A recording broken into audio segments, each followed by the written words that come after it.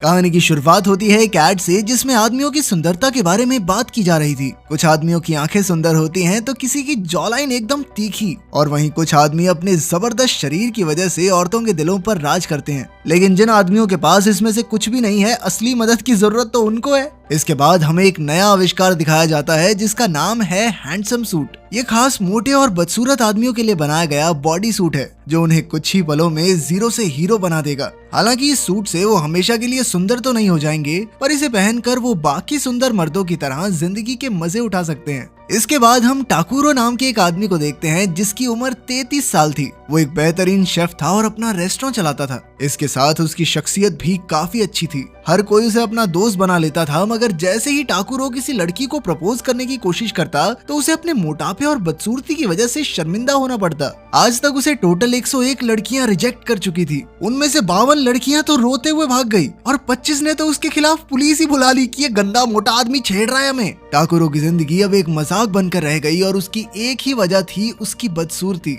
एक दिन टाकुरो अपने रेस्टोरेंट में काम कर रहा था कि तभी हिरोको नाम की एक खूबसूरत लड़की उसके पास आई। वो उसके रेस्टोरेंट में वेट्रेस की नौकरी करना चाहती थी। टाकुरो उसे देखते ही लट्टू हो गया और बिना उसका रेज्यूमे देख के हाँ कर दी, क्योंकि उसका मानना था कि ये सुंदर लड़की यहाँ काम करेगी, सारा दिन दिल लगा रहेगा, मजे ही मजे। जब भी हिरोको उसकी ओर देखती तो टाकुरो को लगता कि वो अपने प्यार का इजहार कर रही है। फिर एक दिन एक बूढ़े आदमी ने हिरोको से पूछा कि वो इसी रेस्टोरेंट में नौकरी क्यों कर रही है, जबकि शहर में इससे कहीं अच्छे अच्छे रेस्टोरेंट भी हैं और वहाँ भी उसे काम मिल ही जाएगा। तब हिरोको ने कहा कि वो कुछ महीने पहले अपने पिता के साथ यहाँ आई थी। तब एक आदमी फ्री में खाना खाते हुए पकड़ा गया, पर टाकुरो ने उस पर गुस्सा करने के बजाय कहा कि कोई बात नहीं भाई, धीरे धीरे करके पैसे दे देना। टाकुरो की अच्छाई ने हिरोको का दिल छू लिया था और इसीलिए वो इस रेस्टोरेंट में नौकरी करने आ गई। ये कहानी सुनकर बूढ़े आदमी को लगा कि इस लड़की के साथ टाकुरो का टांका भिड़ सकता है। उधर टाकुरो अपने दोस्त हिसाए और टोडो के साथ था। टाकुरो ने सोचा कि हो सकता है मुझे ऐसे ही लगता हो कि मैं बदसूरत दिखता हूँ, तो उसने अपने दोस्तों से पूछा कि क्या वो सच में इतना बदसूरत है। तो उसके दोस्तों ने भी कह दिया कि उससे बदसूरत आदमी उन्होंने अपनी जिंदगी में नहीं देखा।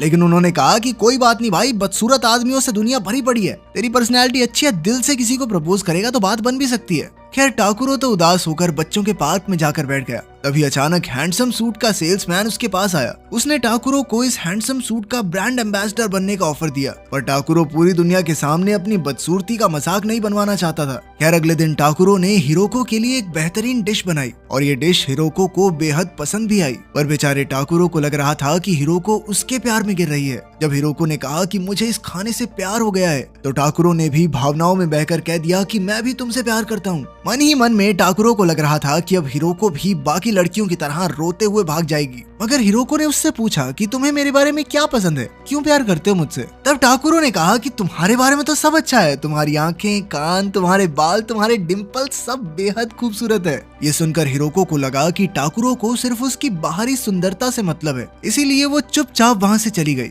अब टाकुरो 102 लड़कियों से रिजेक्ट होने के बाद बेहद दुखी था। फिर अगले दिन वो हैंडसम सूट स्टोर पहुंचा और वहाँ के मैनेजर से मिला। पहले तो वो इस पेंगुइन जैसे सूट को देखकर डर गया। वो यहाँ से भागने ही वाला था कि तभी मैनेजर और मालिक ने कहा कि भाई देख ले, अपनी किस्मत को लात मार रहा तू। जिसके बाद आखिरकार टाकुरो ने उसे इस्तेमाल करके देखने का फैसला किया। उसने सूट पहना तो मानो जादू ही हो गया, क्योंकि टाकुरो अब एक बेहद हैंडसम आदमी बन गया था। अपने चेहरे पर जॉ लाइन देखकर तो उसके होश ही उड़ गए। इसके बाद उसने और भी तरह तरह के सूट पहनकर देखे और अंत में वही सूट खरीदा जिसमें वो सबसे हैंडसम लग रहा था। तब मैनेजर ने उसे सूट में लगे हुए एक स्पेशल बटन के बारे में बताया जिससे उसकी आवाज भी बदल सकती है। फिर टाकुरो ने एकदम मेरी तरह भारी और नशीली आवाज चुनी ताकि लड़कियां उसकी दीवानी हो जाएं। मुझे तो कोई नहीं मिल रही। और अंत में उसने अपना एक नया नाम भी रखा, हिकारियामा, क्योंकि उसके शरीर के साथ उसका नाम भी सुंदर होना चाहिए। जाने से पहले मैनेजर ने उसे कहा कि इस सूट का राज सबसे छुपा कर रखना होगा और साथ ही उसने ये भी कहा कि सूट पहनकर गर्म पानी से दूर रहना, वरना सूट 2 मिनट में बाहर आ जाएगा। अब सुंदर होते ही टाकुरो को लोगों ने पसंद करना शुरू कर दिया था।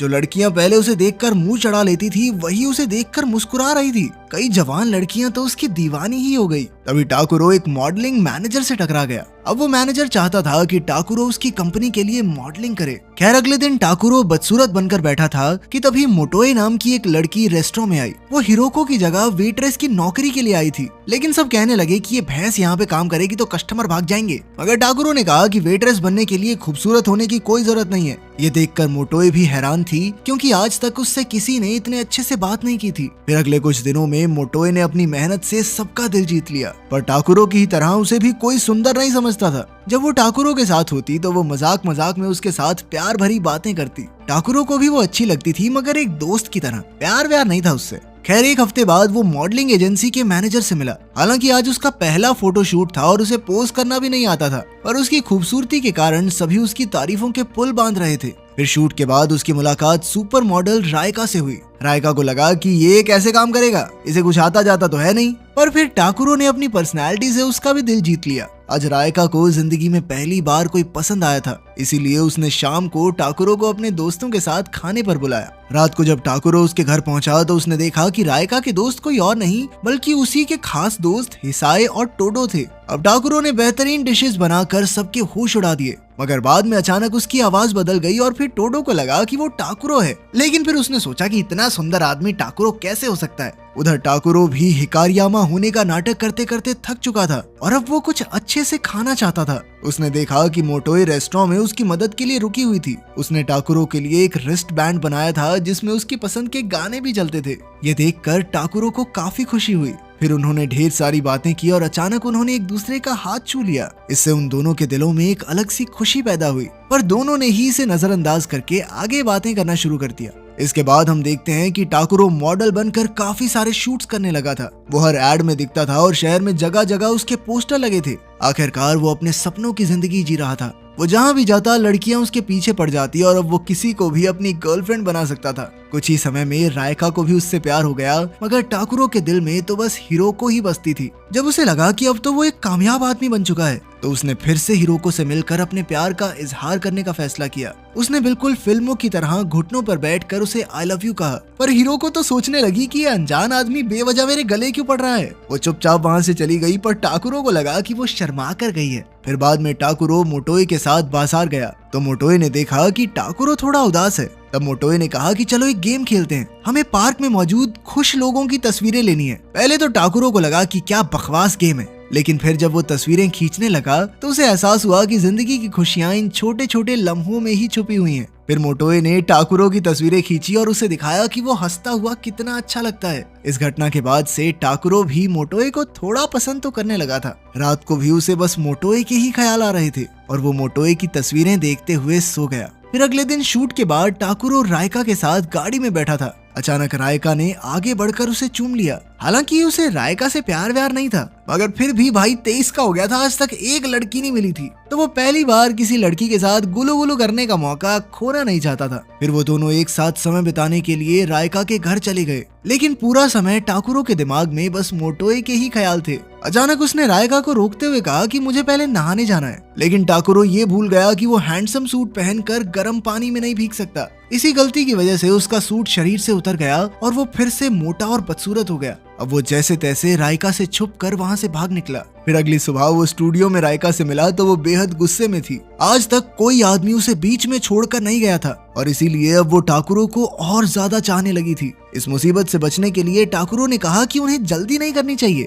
धीरे धीरे आगे बढ़ते हैं। खैर, बाद में मैनेजर ने टाकुरो को बताया कि उसे फैशन शो में रैंप वॉक के लिए चुन लिया गया है। इस शो से वो पूरे देश में मशहूर हो जाएगा और उसे बड़े बड़े ब्रांड्स के ऑफर आएंगे। इसके बाद टाकुरो को शूट के लिए गर्म पानी से नहाना था, मगर पानी देखते ही टाकुरो तो बहाने बनाकर भाग निकला। सबने उसकी बात पर विश्वास भी कर लिया, पर एक मॉडल था जो टाकुरो की सफलता से जलता था। उसे टाकुरो पर शक हो गया कि कुछ तो गड़बड़ जरूर है। फिर रात को टाकुरो ने अपने जन्मदिन की एक शानदार पार्टी रखी जिसमें बहुत सारे लोग आए थे। वहीं टाकुरो ने एक मॉडलिंग कंपनी के साथ $50 लाख की डील की। अब टाकुरो की खुशी का ठिकाना नहीं था, मगर अचानक दूसरे मॉडल ने जानबूझकर उस पर गर्म कॉफी फेंक दी। खुशकिस्मती से उसी पर लाइट्स चली गई और अपना असली रूप बाहर आने से पहले वो भाग गया। रास्ते में ही उसका सूट खराब होकर उतर गया। वो सीधा सूट के शोरूम पहुंचा और सेल्समैन से एक नया सूट मांगा। तब सेल्समैन ने उसे परमानेंट हैंडसम सूट दिखाया जिसे पहनते ही वो हमेशा हमेशा के लिए खूबसूरत हो जाएगा, मगर इसके बदले में वो अपना असली रूप हमेशा के लिए गवा देगा।